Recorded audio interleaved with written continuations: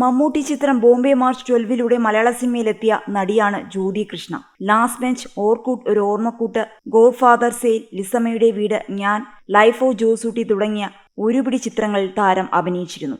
ആമി എന്ന ചിത്രത്തിലാണ് താരം അവസാനമായി അഭിനയിച്ചത്.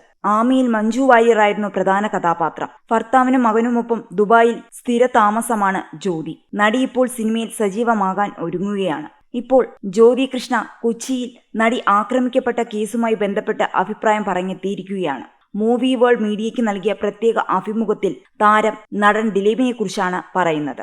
ദിലീപിന്റെ സെറ്റിൽ ചിരിച്ചൊരു വഴിക്കാവുമെന്നാണ് താരം പറയുന്നത്. ഒരാളെ ആദ്യമായിട്ടാണ് കാണുന്നതെങ്കിൽ പോലും ഒരുപാട് വർഷത്തെ പരിചയം പോലെ ദിലീപ് പെരുമാറും. കേസുമായി ബന്ധപ്പെട്ട് ജ്യോതി പറഞ്ഞതിങ്ങനെ: താൻ ആദ്യം മുതലേ എടുത്ത ഒരു നിലപാടുണ്ട്.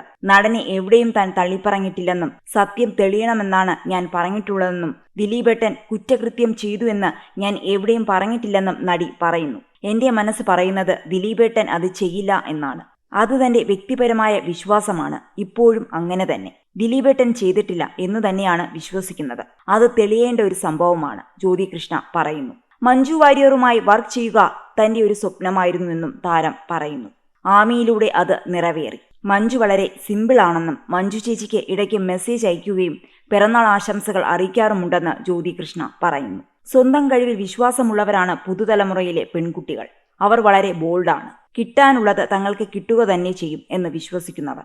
സോഷ്യൽ മീഡിയയെ ഭയക്കാതെ അവർ തങ്ങളുടെ അഭിപ്രായം പറയുന്നു. അതുപോലെ പലപ്പോഴും സോഷ്യൽ മീഡിയയിലൂടെയും മറ്റും അഭിപ്രായങ്ങൾ തുറന്നു പറഞ്ഞിട്ടുള്ള വ്യക്തിയാണ് ഞാൻ. അതുകൊണ്ടൊക്കെ തന്നെ സിനിമയില്ലാതെ ഒരുപാട് നാൾ വീട്ടിലിരിക്കേണ്ടി വന്നുവെന്നും ജ്യോതി കൃഷ്ണ പറയുന്നു. പ്രായം കൂടുംതോറും പലതും പഠിക്കാൻ കഴിയും. പറഞ്ഞത് പലതും വേണ്ടായിരുന്നുവെന്ന് തോന്നും, നടി പറയുന്നു.